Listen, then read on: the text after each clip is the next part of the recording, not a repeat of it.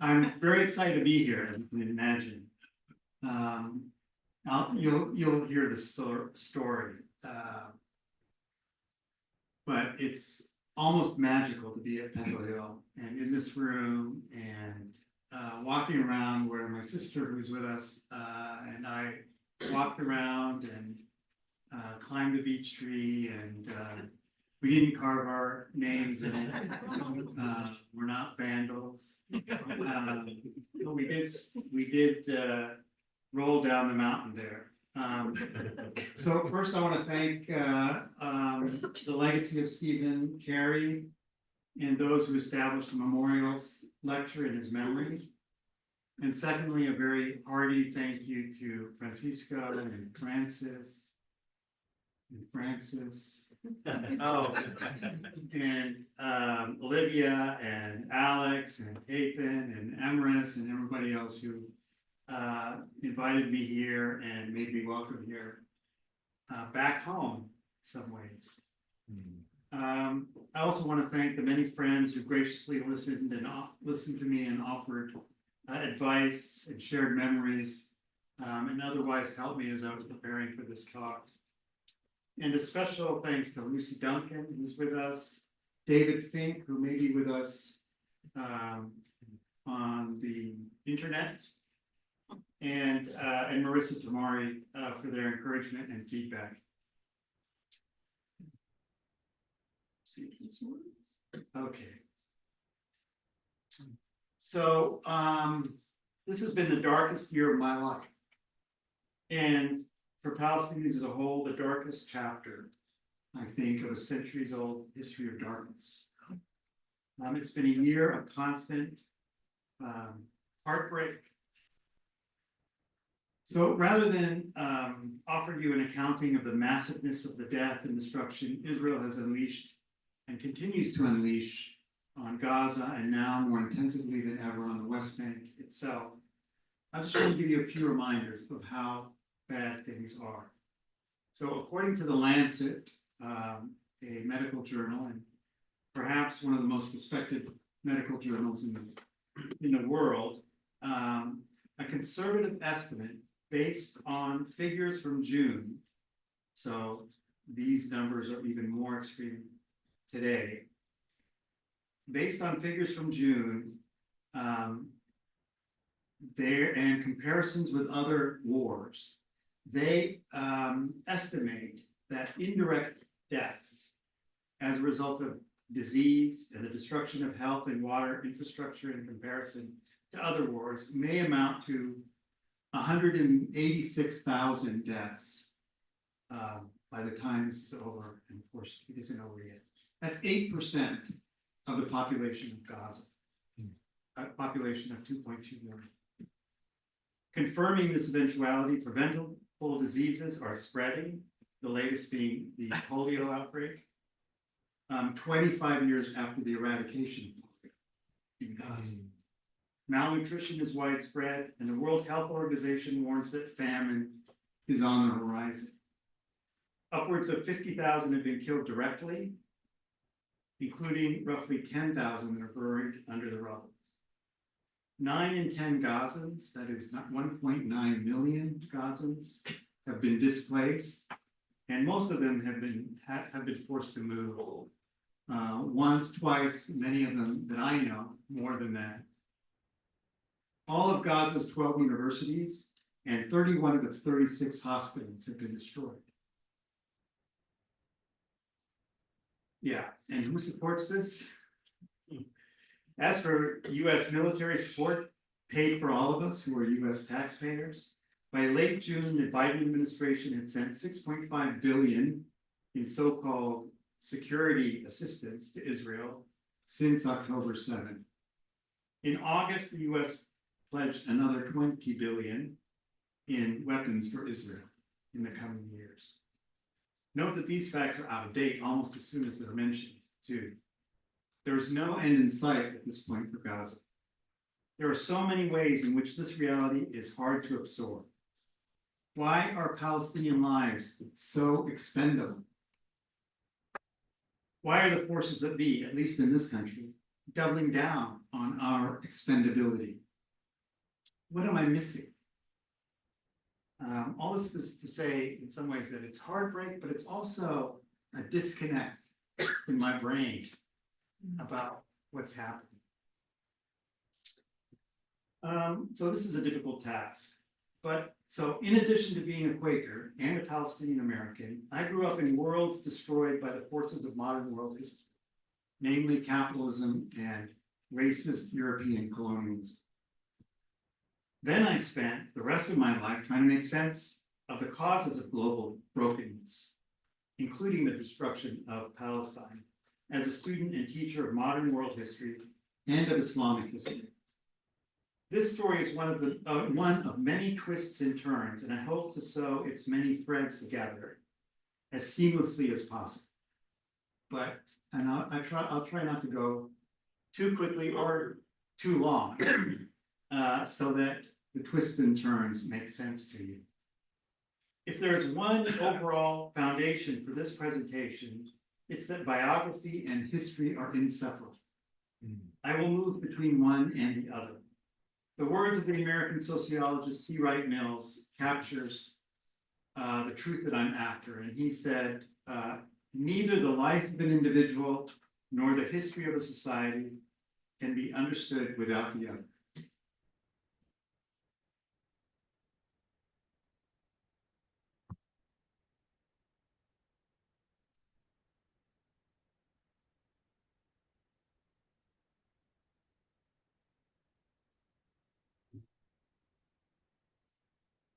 Pendle Hill was my Quaker cradle. My father, Elias Abdullah Tamari, arrived in 1953 as a refugee from Palestine after he, his family, and 750,000 other Palestinians were driven from their homes. My mother, Mary Ellen Herron, a sharecropper's daughter, showed up the next year on a spiritual quest that drove her from her home in Arkansas.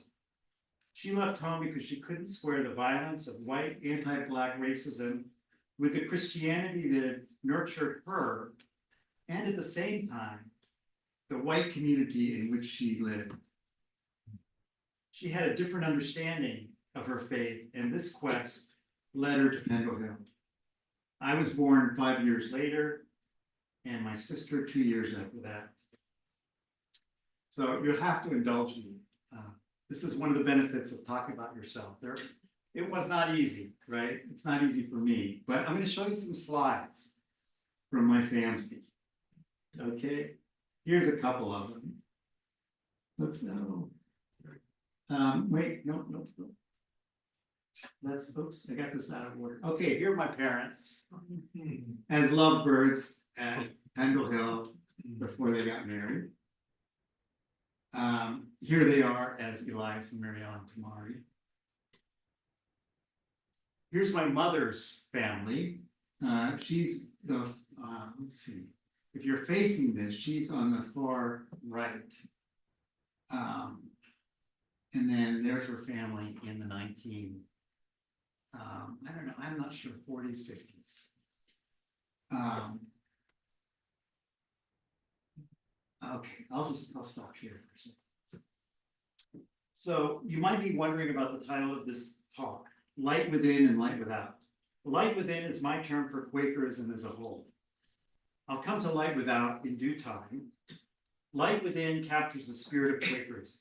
It is an expression of that of God in everyone. Light within is the spark that makes everyone, without exception whatsoever, a kindred spirit, whether they know it or not.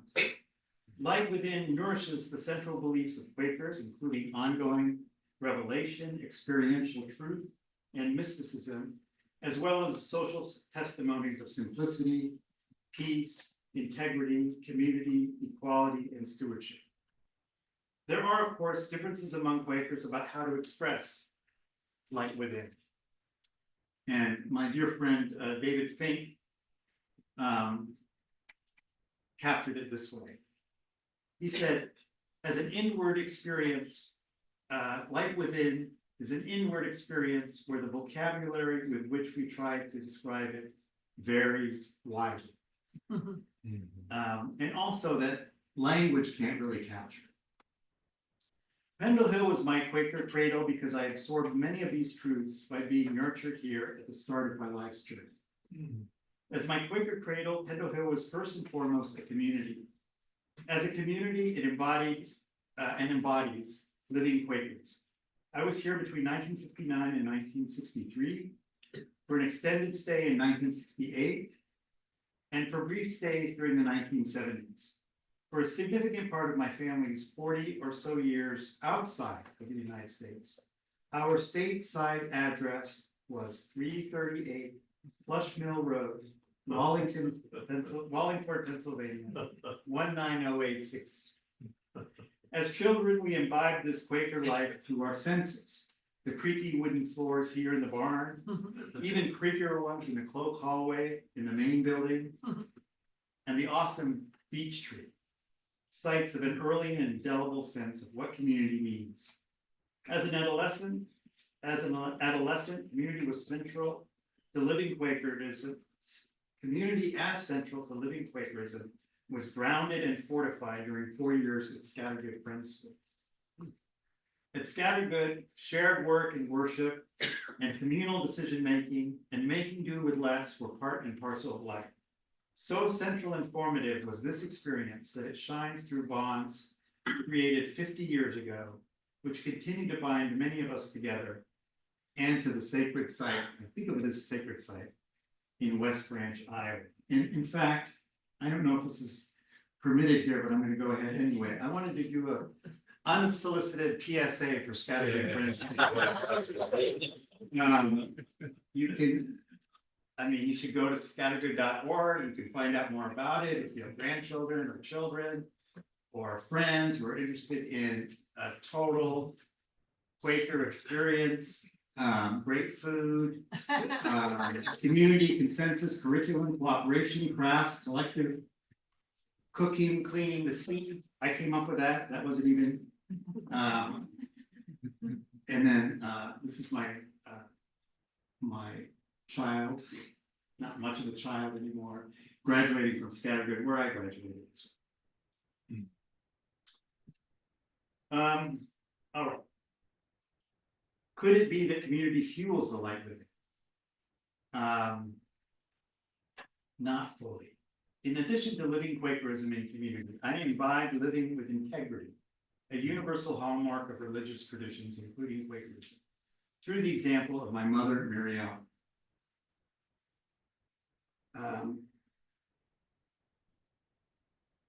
So on the left is Mary Ellen at Pendle Hill. I was trying to find a picture of them with the main house or, you know, the barn in the background. I couldn't find them. But there's proof that we were. So the constant search for truth and justice that drove my mother Mary Ellen from Little Rock to Pendle Hill in the early 1950s remained with her throughout a life abroad in service to family and the less fortunate in Algeria, Bangladesh, and most indelibly in Haiti. Anyone who knows my mother will vouch for her deeply grounded integrity. She literally could not lie. And a little anecdote here. We were trying to cross the Allenby Bridge or the Hussein Bridge from the West Bank, from Jordan into the West Bank. My mother and I once. And I mean, we knew it. That there is an Israeli family with the name Tamari. Exactly. It's actually not that uncommon. There's a famous economist named Meir Tamari. And anyway, we're at the we're getting questioned at the border, and the Israeli soldier asks my mom, he says, "Are you Israeli?" And she says, without a break, without a stop, she says, "No, I'm a sociologist." And I don't know how we got out of that, but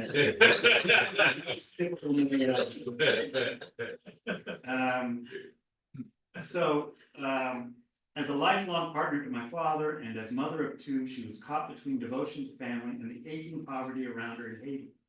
This led to a long period of depression and, I think, an inability to fully align the Quaker values she held tight to with a life of privilege, which was inescapable in Haiti.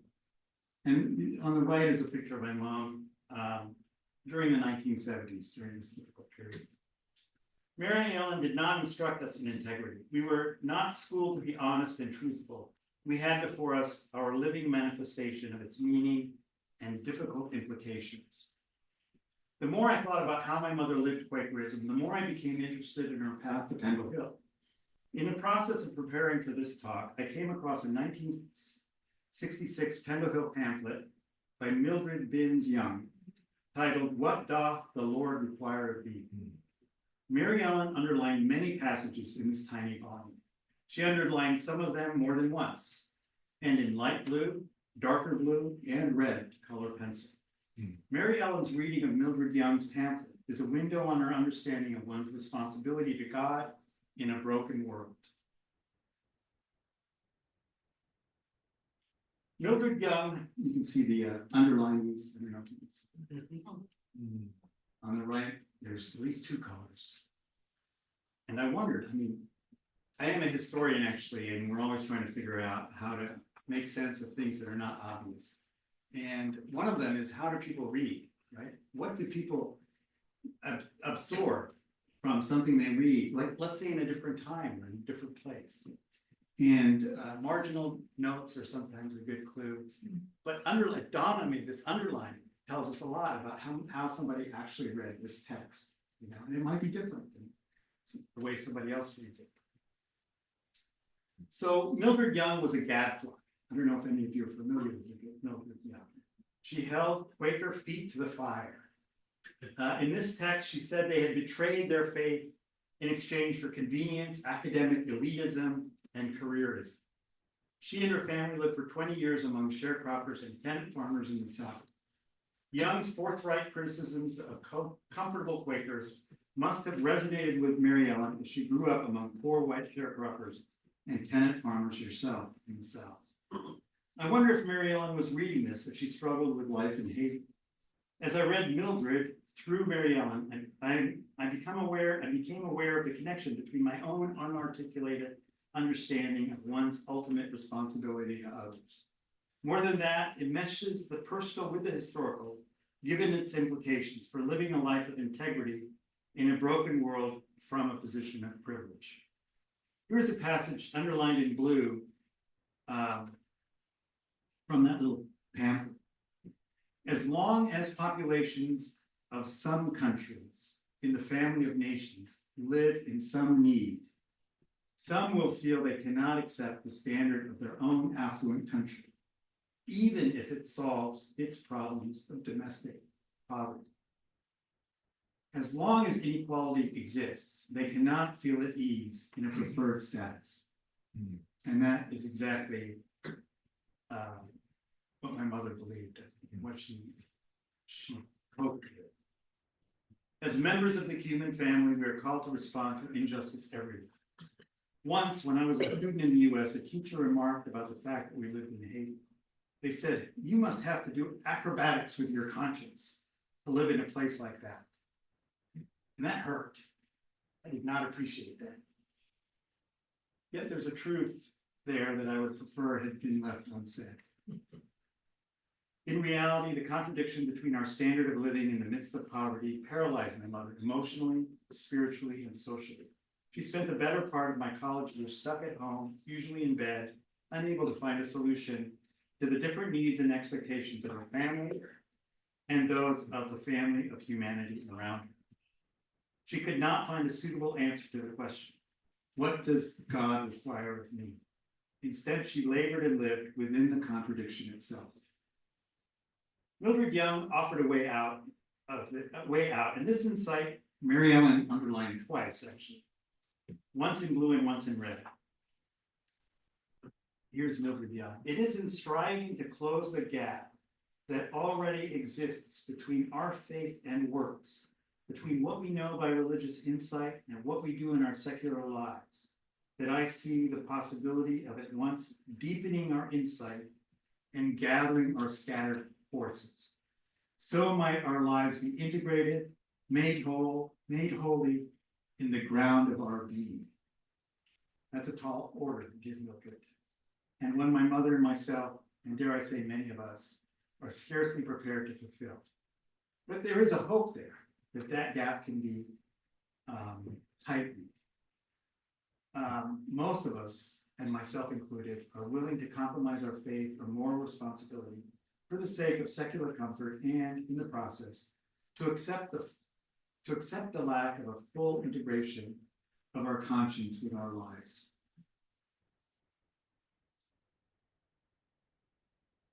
My formation as a Quaker, what I'm calling the light within, came as a result of the experience of the circumstances of my birth and the communities, Pendle Hill and Scattergood. Did I mention Scattergood? Where Quaker beliefs were lived, if at a distance from the broken world around me. My mother's spiritual journey, its ups and downs, were a source of sorrow, but also of inspiration. What I'm calling light without are historical lessons I took from growing up in countries ravaged by capitalism and its auxiliary, Western colonialism.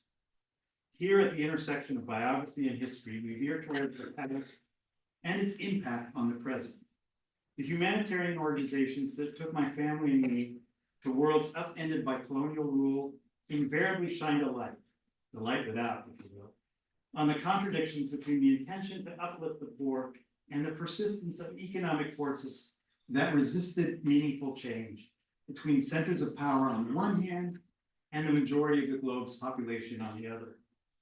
Since nominal independence, the so-called third world remains trapped in a position of dependence, which is only intensified over time. The fundamental global arrangement of power and wealth has changed little over the last century. My sister and I grew up in countries that bore the deep scars of its history shaped by capitalism and Western colonialism. We left Pendle Hill in the early 1960s when my father took a job with Church World Service, the service arm of the World Council of Churches. We were in Algeria in the immediate aftermath of the bloody Algerian War of Liberation. In Bangladesh, then it was East Pakistan in the wake of flooding, such as the devastating floods that hit the country last month. And in Haiti, 2 years after Hurricane Inez and an earthquake devastated southern and western parts of the country. My parents fell in love with Haiti and Haitians and refused to leave. My father switched jobs several times to stay. They were there for the better part of 30 years. Poverty and dependence on foreign aid defied all efforts. Even 30 years worth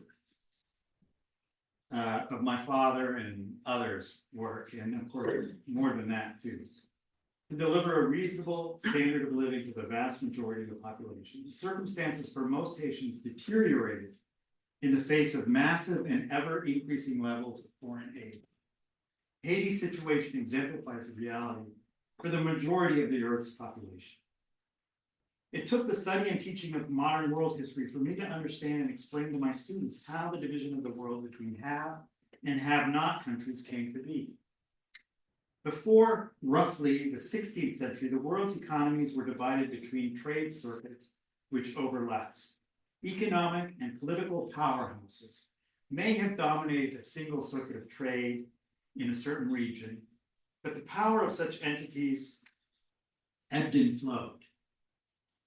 For one thing, the reach of imperial states in the pre-modern period, their economic foundations being agrarian, were limited and eventually stalled because of the biological limits on agricultural production. Beginning in the 16th century, Western European expansion began to shift the balance of power from east to west and Eurasia as a result of economic ruthlessness. Genocide in the Americas and Caribbean, enslavement of peoples of West Africa and the Congo, the gunboat trade and piracy in the Indian Ocean. In short, pillage and plunder generated the wealth that made elites in Spain and Portugal, and later Britain, the Netherlands, Scandinavia, and France, new centers of power and wealth. In Britain, this wealth was invested in the land and technology that provided capital for the Industrial Revolution and the British colonial empire. Enough history. Actually, I got a little more. But this is a little more detailed, so not as abstract, perhaps. French colonial rule in Haiti was so ruthless that by the time the Haitian Revolution began in 1791, close to 500,000 people of African origin, 90% of the population, were ruled by a small white elite of 31,000, or 6% of the population. It's not hard to imagine the brutality employed by French enslavers and rulers, especially, given that differential, 500,000 ruled over by a little more than 30,000. That required a lot of violence and brutality. As the 18th century closed, actually, 2/3 of the enslaved people in Haiti had been born in Africa. A revolution was inevitable by that point. Haitian revolutionaries defeated Napoleon's army, the largest army in Europe at the time, and won their independence, the first successful slave rebellion in history, and created the first Black Republic. Slavery was abolished 60 years before it was in the United States. Well, this horrified the colonial world and the United States and other regimes in the Americas and in Europe. The colonial world was horrified and proceeded to embargo, sanction, and otherwise isolate Haiti. The economy had been structured to serve sugar exports and immediately stalled in the absence of its colonial markets. There were no means to develop an integrated and sustainable economic system, given these circumstances. In 1825, the Haitian government capitulated to France by agreeing to pay an indemnity to cover French property losses from the revolution, including the so-called cost of enslaved people, in return for diplomatic recognition. This debt and the interest on the debt hobbled the Haitian economy from that point on. France has never agreed to reparations. Variations on this story are repeated the world over. By 1914, Europeans had colonized or otherwise held sway over 80% of the world's population. Entire geographic regions, such as what became Canada, the United States, Argentina, New Zealand, Siberia, and the continent of Australia. In these places, European majorities overwhelmed indigenous populations, turning them into minorities in their own lands. Before the 16th century, the division between rich and poor operated within society. You had rich people and poor people within societies. In the modern world, a world shaped first and foremost by capitalist production and colonialism, the modern world is a world divided into two. That of the centers of power and wealth, and those whose labor, raw materials, and markets serve the interests of power. Long after actually living amongst people who'd been colonized, I realized I was raised with an acute awareness of the brokenness of our world. See Wright Mills' adage about history and biography, about the intersection between biography and history could not ring truer.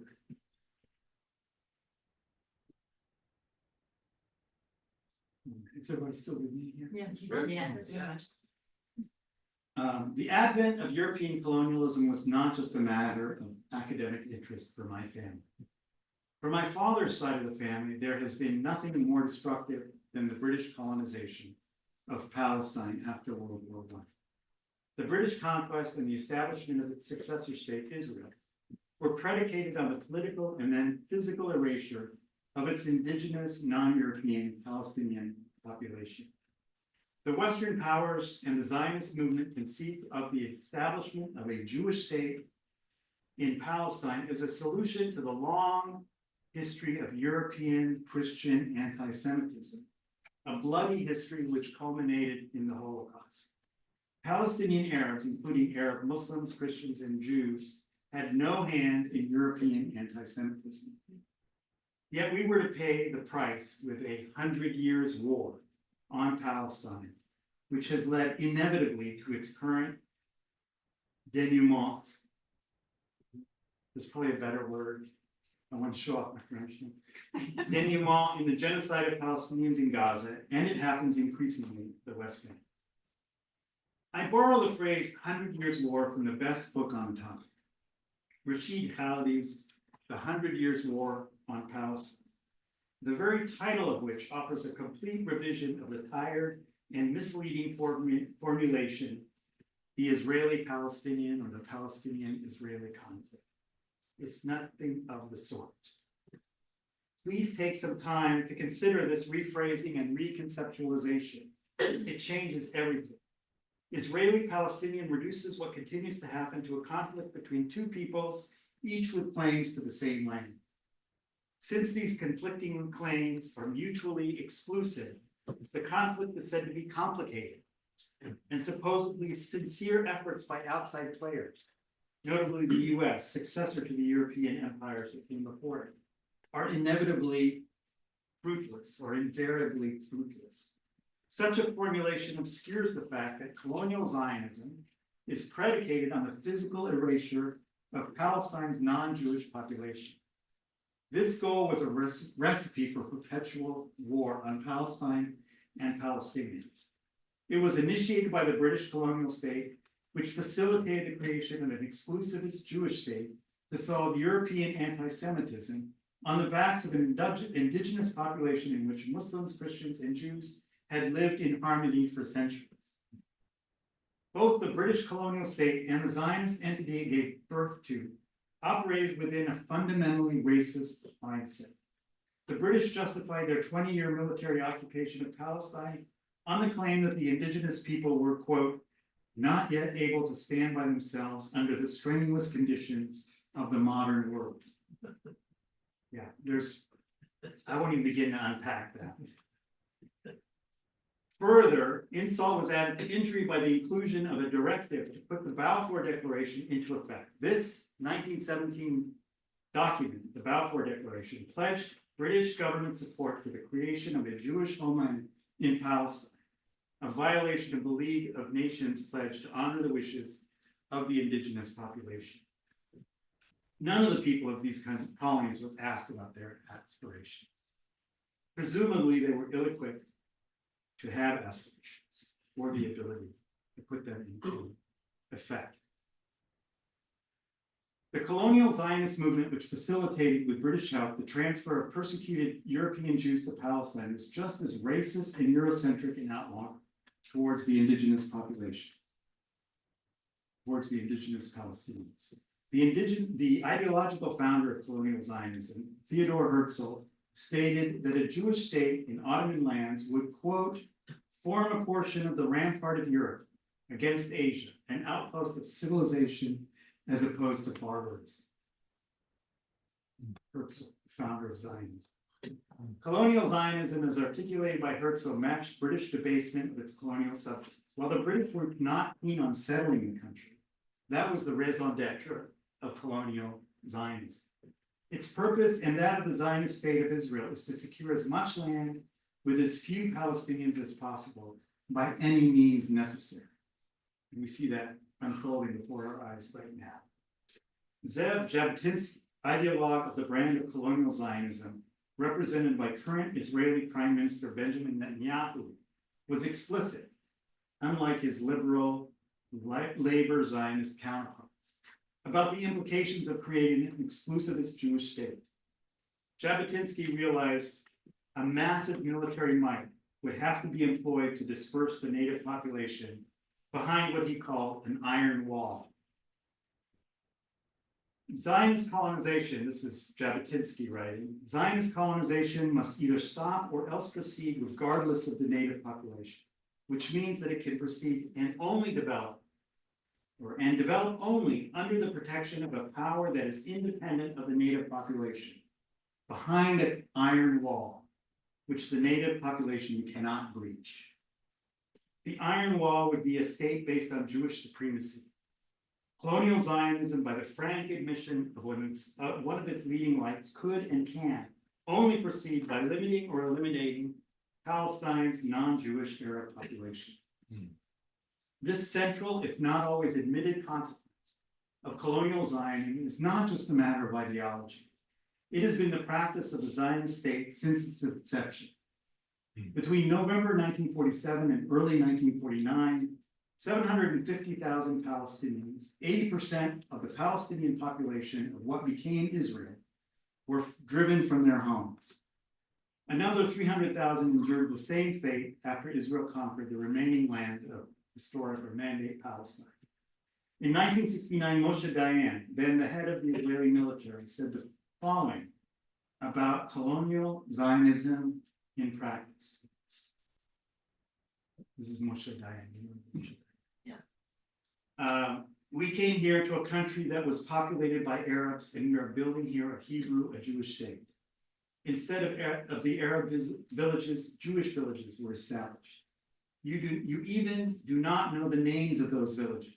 And I do not blame you because those villages no longer exist. There is not a single Jewish settlement that was not established in the place of a former Arab village. In practice, colonial Zionism all but destroyed Palestinian society.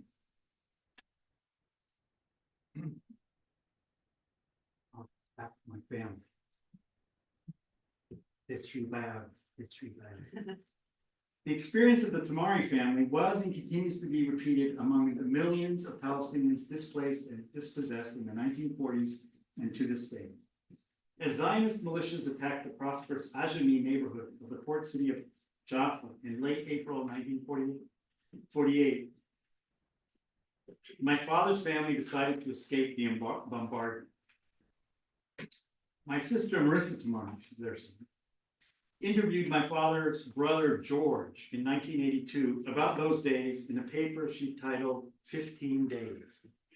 Their father, Abdullah, did not want to leave, but their mother, Julia, insisted that otherwise the boys would be killed.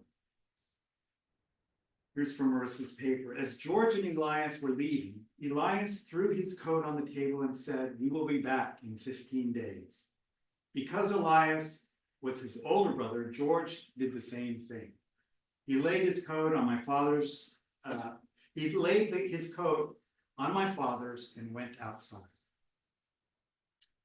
They left the house, their possessions, and their life that day, never to return to Jaffa, except as tourists. My father, American passport in hand, on a three-month tourist visa, was able to see his house for the first time in 40 years in 1984. He was able to go inside. It's now a halfway house, as the once prosperous Ajami is now Tel Aviv's ghetto. This was in 2009, more than 60 years after he left that coat on the table. Okay, here's some pictures. So this is my father's family, different from my mother's. They were the most mismatched couple. But they were. They were. So I don't know. That's my father. Some of my father's relatives. Actually, not his mother and her father, but some. And you can't see him with this the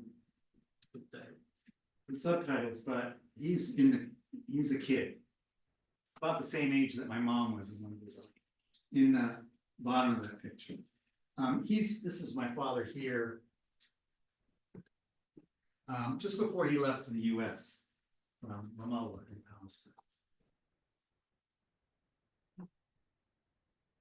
And, oh my goodness, okay. Well, this is him standing before his house in Jaffa in 1984. He couldn't go in at that point. He was surrounded for some reason by barbed wire. And here he is at Marissa's wedding. Happier times. As a result of what happened in April 1948, this family scattered as many Palestinian families did. The sinews of a once vibrant society were ripped from under them. My father's cousin, the artist Vera Tamari, listed the burial sites of her mother's family in a book talk earlier this summer. Her grandfather on her mother's side, Iskandar Dabas, is buried in Alexandria, Egypt. His wife, her grandmother Adele, is buried in Damascus. Her uncle, Iskandar Jr., is buried in Casablanca, Morocco. Her aunt Bella is in Beirut. Her aunt Jeanette is in Latakia in Syria. Uncle Tony is in Perth, Australia. Father Fag is in Amman, Jordan, and brother Vladimir is in Tokyo, Japan. Mother Margot, her mother Margot is the only one buried in Palestine. And that's on her mother's side alone. To come full circle to Pendle Hill and my family, how did my father end up here? He, like so many Palestinians, was looking for a home after losing theirs. After the Nakba, which is Arabic for the catastrophe that took place in 1948, my father ended up in Lebanon working for the UN. He had some responsibility for a plane that ferried relief supplies, and workers between Beirut and Gaza City. Between 1948 and late 1948 and 1950, the American Friends Service Committee was in charge of providing relief to the 200,000 Palestinians forced from their homes into Gaza from southern Palestine. Among the late arrivals were Paul and Jean Johnson, who were involved in the transition from the AFSC's responsibility for emergency relief to that of the UN. As my father told it, he helped Paul and Jean get seats on the UN plane. They returned the favor by asking what they could do for him. He wanted to go to America. They made the arrangements and he went by boat, a boat freakishly named Homeland, away from his homeland, to New York and by train to Philly and then here to Pendle Hill. The rest is more biography shaped by history. My father came to love this place, the people and Quakers. At first, it was a bit of a shock. As I've mentioned, my father came from a well-to-do family. He was used to tailored suits, Scottish tweed, Italian shoes, the whole bit. Where did he end up on his first night in Pendle Hill? In the basement, I believe, of Furbeck, where flimsy dividers separated those housed there. According to Elias, it was called the kennels.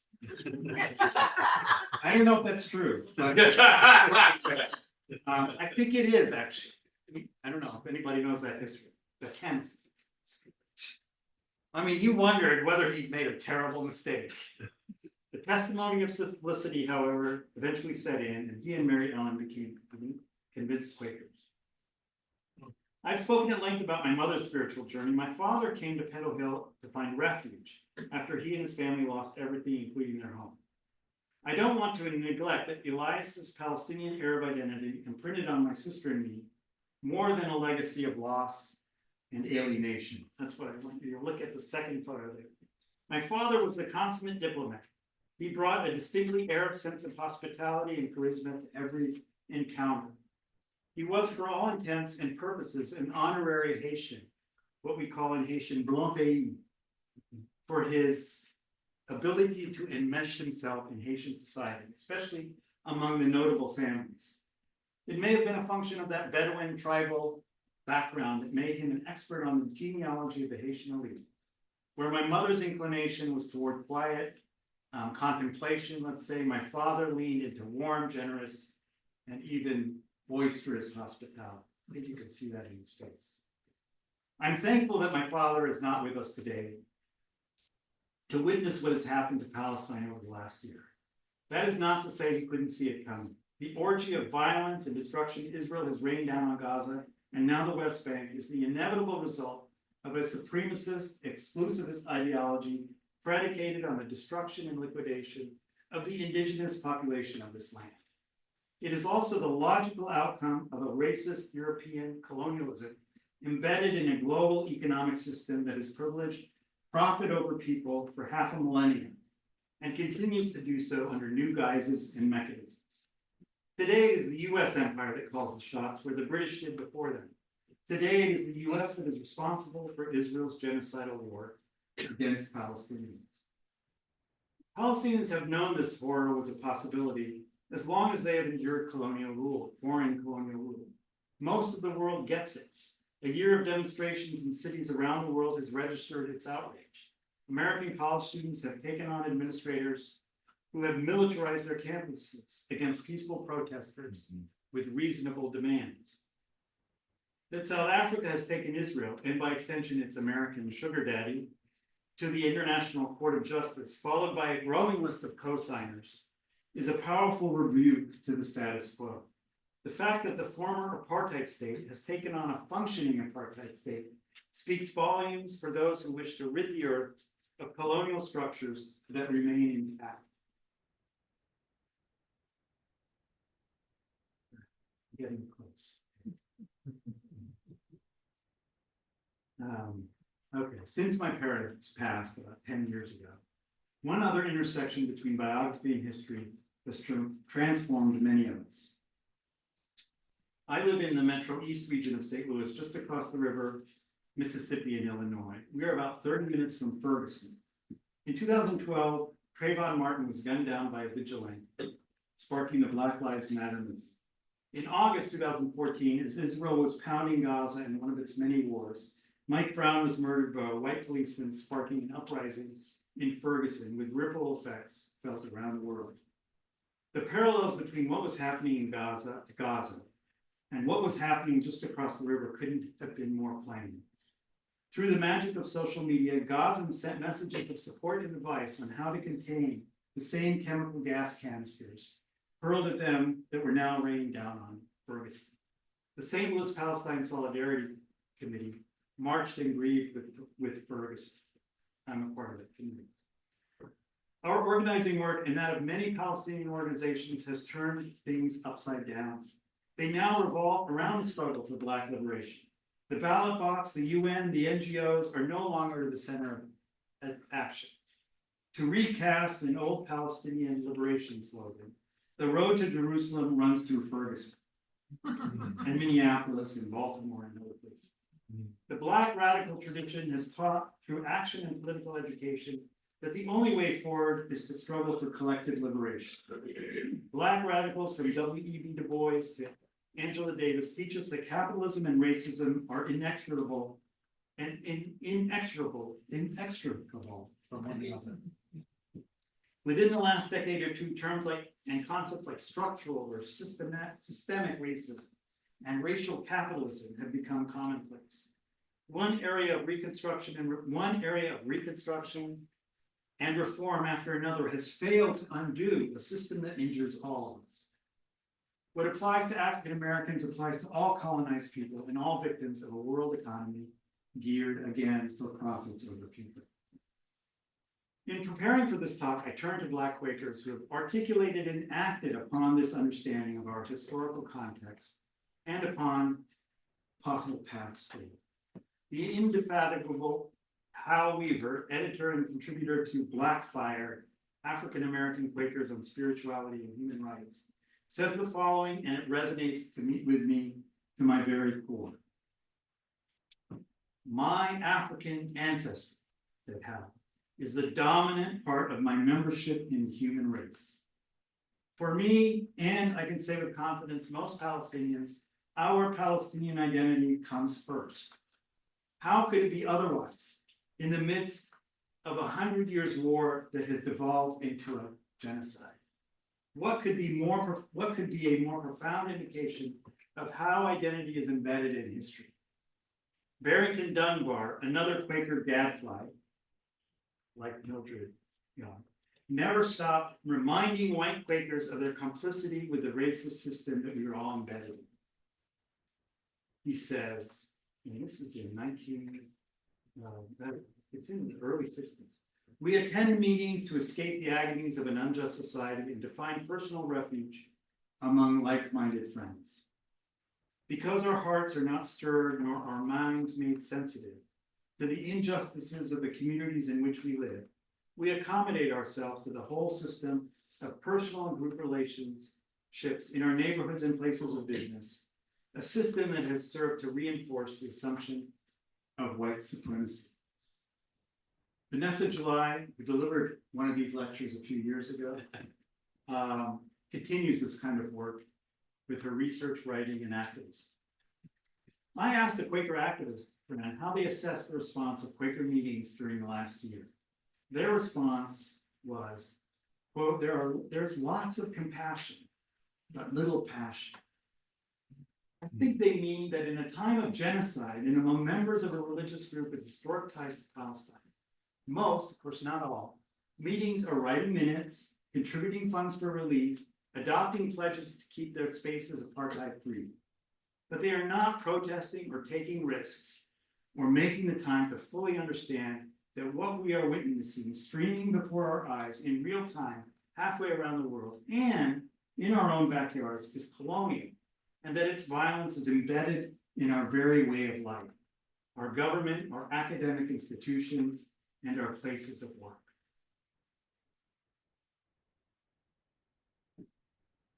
All right, I'm almost there. Where does this leave Quakers? History again offers a lesson. In 1948, the newly formed UN turned to the AFSC to provide emergency relief for refugees in Gaza. The AFSC volunteers in Gaza soon realized that Israel was destroying abandoned villages, refusing to allow for Palestinian repatriation. After life-saving emergency relief was delivered, the AFSC deliberately withdrew from Gaza. So as not to be a party to a permanent Palestinian displacement. It is obvious, declared an AFSC statement from 1948, or not, maybe it was 1949. It is obvious that prolonged direct relief by its palliative effects militates against a swift political solution, or a swift political settlement of the problem. The genocide in Palestine is a reminder of how prescient the AFSC's approach was almost 80 years ago, and how disastrous the world's refusal to force a political solution was for all involved. This is a time for Quakers and people of conscience to understand that the genocide is rooted in a long history of colonialism and colonial racism. The Zionist state is a relative new latecomer to this historical trajectory, but the consequences of its founding, its history, and its war on Palestine is the logical conclusion of the premises of its creation. I'm going to say that again. The Zionist state is a relative latecomer to this historical trajectory, but the consequences of its founding, its history, and its war on Palestinians is the logical conclusion of the premises of its creation. Genocide, in fact, is a logical conclusion to the creation of the Zionist state. Unequivocal US support is likewise rooted in a parallel history. The states, the corporations, and the institutions that facilitate this violence are embedded in the very fabric of the broken world in which we live. Change depends first on a radical understanding of how we got here. That's one lesson from Light Without. Another is that a better world is possible. This requires redoubling efforts to hold governments, corporations, and institutions accountable.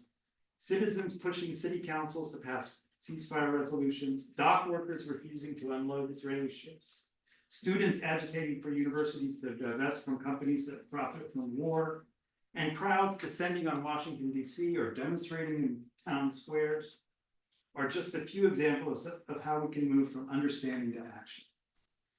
What usually makes us move, however, is that tinge of conscience, that light within, which inspired the kind of integrity my mother exemplified, which came in part from the integration of faith and works that drew her to these words, which I'm repeating now, by Mildred Young.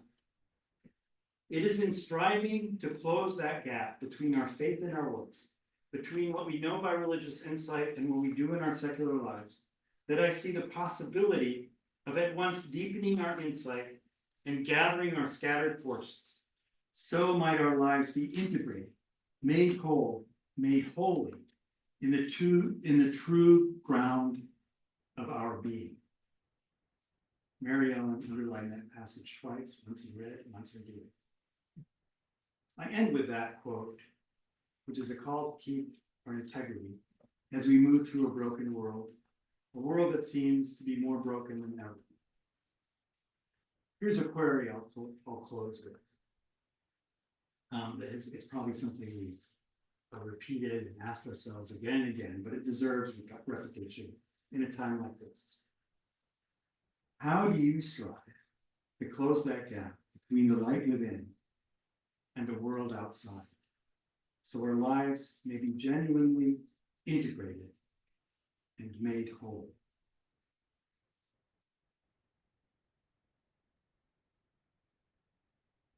Anyway, I wanted to say it. Family. This painting here is of Pendle Hill. It's on ceramic tile, made by my father's cousin, Vladimir Tamari, another artist, who was at Pendle Hill in the 60s.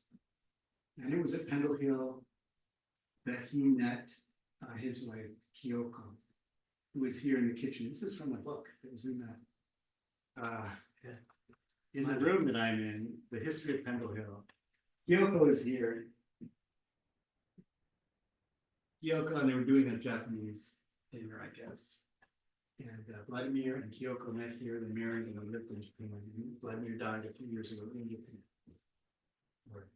We'll sit in silent worship, and Francis will tell us when it's time for questions. I hope I've left some time. I'm sorry.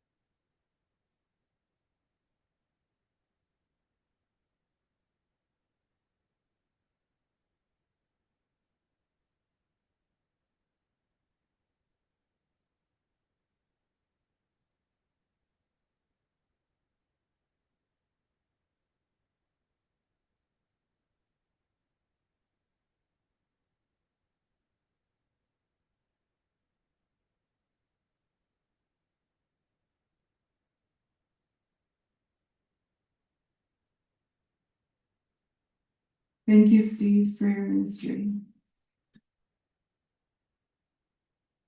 I find myself very moved, as I think everyone who has listened to you feels. When we spoke about what you might share today, I asked you not to just say things you thought everyone would already agree with, because there's no point in having a lecture, an opportunity to learn, if you're only saying things within the bounds of what we think everyone in the room already knows. So I hope that all of us have been called to learn from what Steve has shared. And this is an opportunity to begin a conversation that I hope will continue long after this evening. We have a chance now to gather some questions for Steve. So for friends online, there should be an opportunity to chat with the host named Q&A, I believe.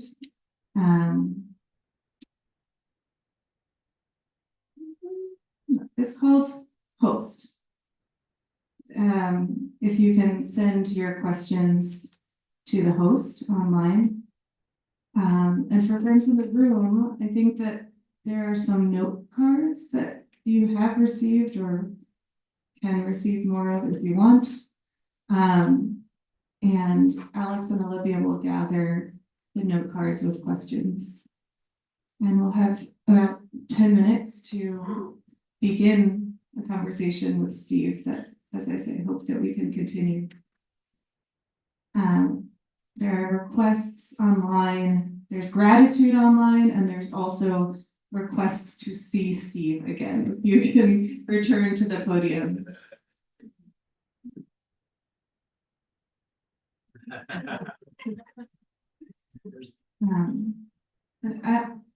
As we wait for questions,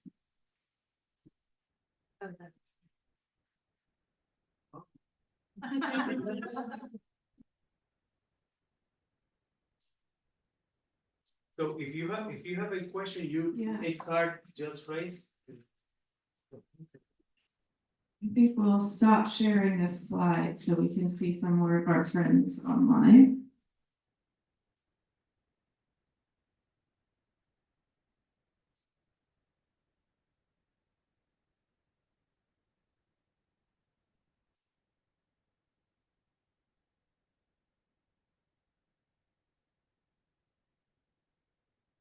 Steve, as we're waiting for questions to come in, I know you began to share about next steps we might take. But I'm curious if, oh, we have a question, if you want to start answering. Any next steps? Oh, well, I started to mention some of these,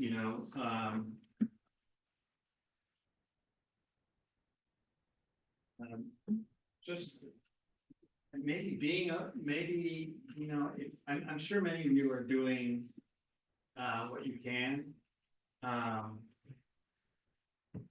Okay, I was talking to George Lake. Is he around still? Yeah. Okay, sorry. You know what George Lakey and folks did during the Vietnam War? Yeah. They took boats, right? Does everybody know that story? They took boats into the north, right? Sailing past, aircraft carriers and American battleships, right? I'm not asking you to do that.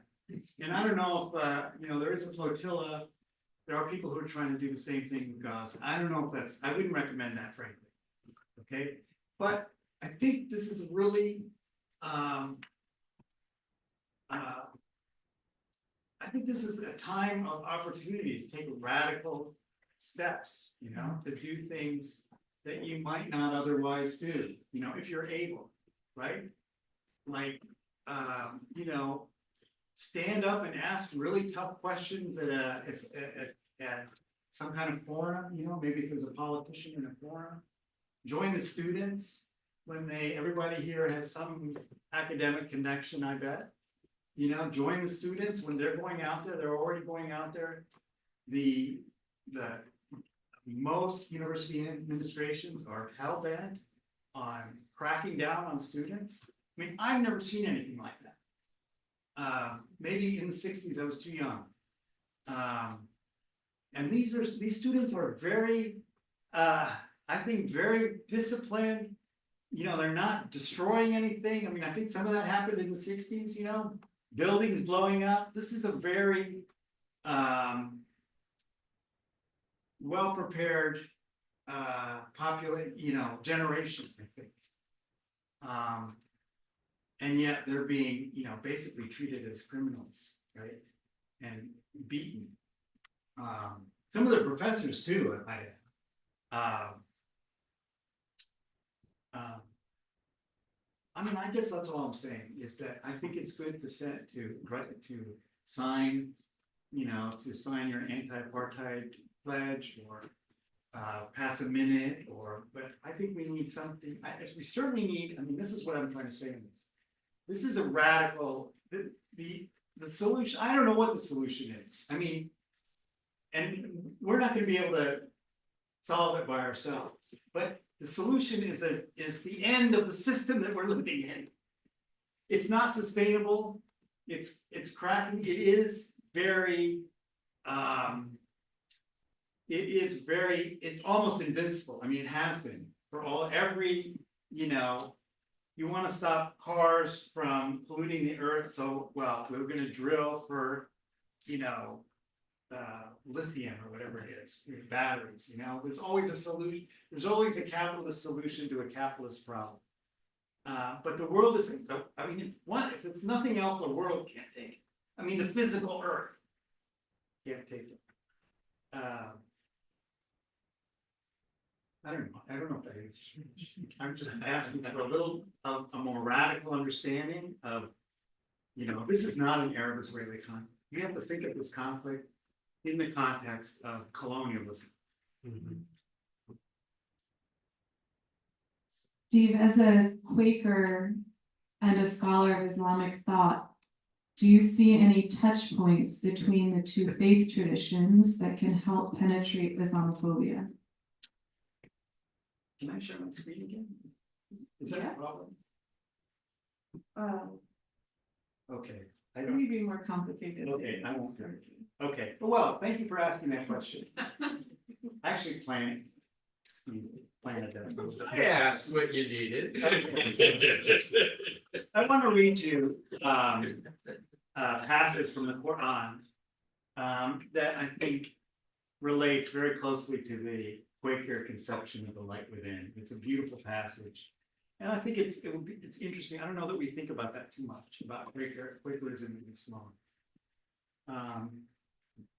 So this is from Surat An-Nur, which is the 24th chapter of the Quran, and this is verse 35.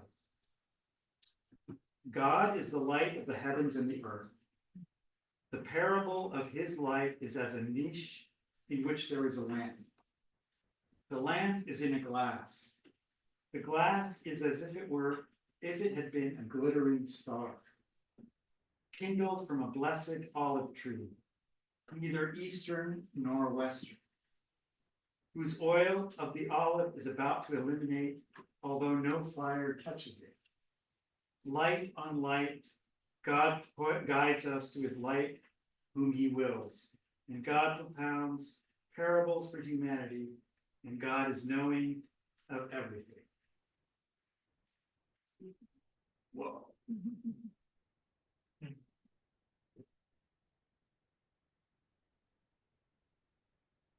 And I'll treat you in Eastern and Western. Thank you for that question.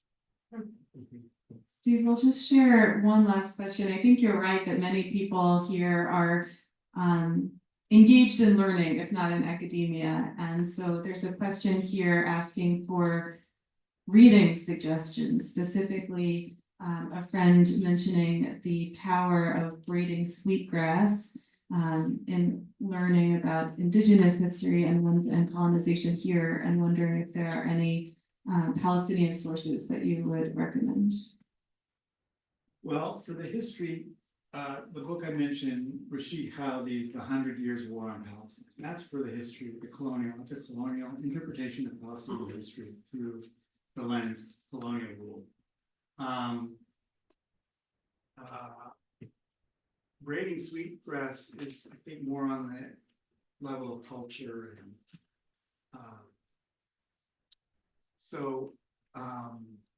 I mean, I would recommend the poets, Mahmoud Darwish, Naomi Shihab Nye, an American, Arab-American, Palestinian-American poet. Friend of mine, Zaina Azam.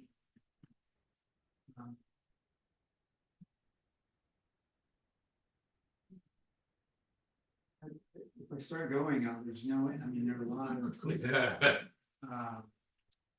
there's a really amazing book that I read recently. This is again about the situation in the West Bank in particular.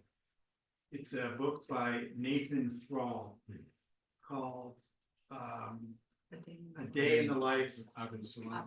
A Day in the Life of Abd Salam. Yes. It's a horrific story, but it's so beautifully told. I mean, it's a book you can read. I couldn't put it down, which is not much, not saying, I mean, history books, like I could put down Rashid Khaldi's book, you know, after a couple chapters. This is, I mean, the thing is, journalists can write a lot better, frankly, than historians. And it's just a beautiful book. It was years and years of research, and it's about a day in the life of one person. But of course, it's that light. It's like that light in the niche. It, you know, it magnifies a whole world through the interpretation of a single day and the tragedy of a single day. What year does it take place in? It takes place in 17? yeah, maybe. It just came out last year. 2018. Okay, 2018, but it was just published last year and it just won the Pulitzer. The Pulitzer Prize. Too. Nathan Thrall. Yeah, I think I'll say it. Well, I think that. Thank you. Thank you, everybody. Thank you. Thank you.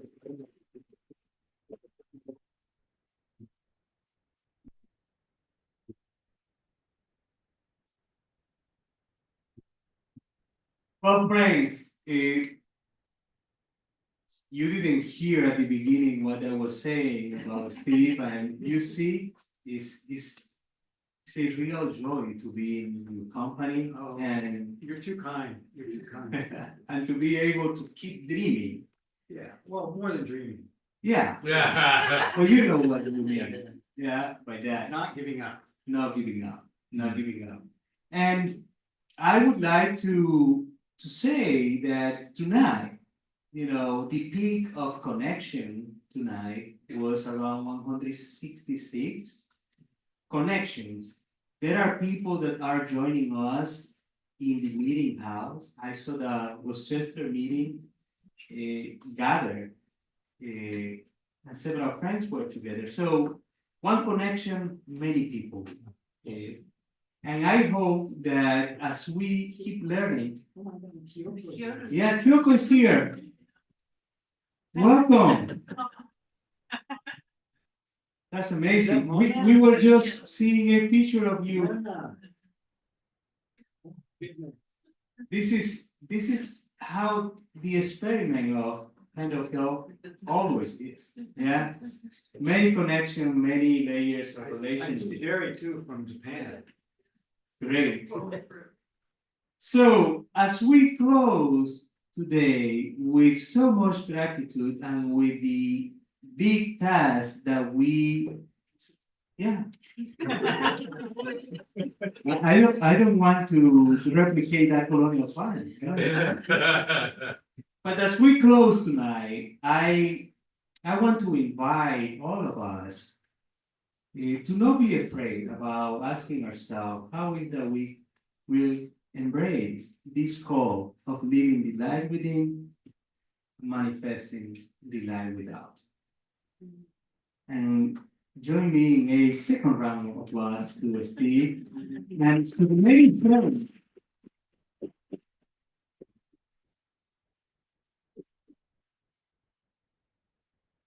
And to the many friends that make this possible that and accompany you in exploring this sharing for us tonight. Thank you and have a wonderful night. Yeah. Bye-bye, friends.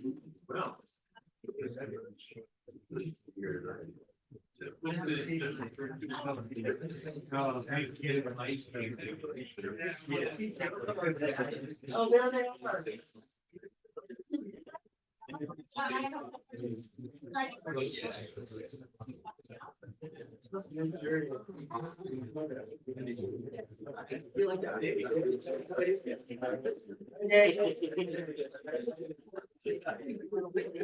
Oh, yeah.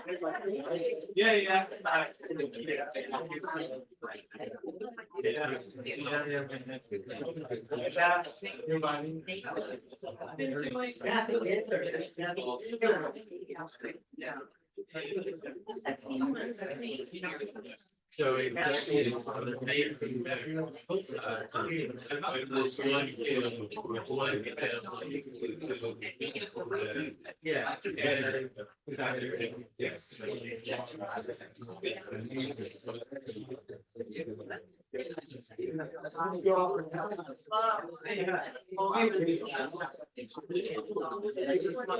is the first time I've been here since my.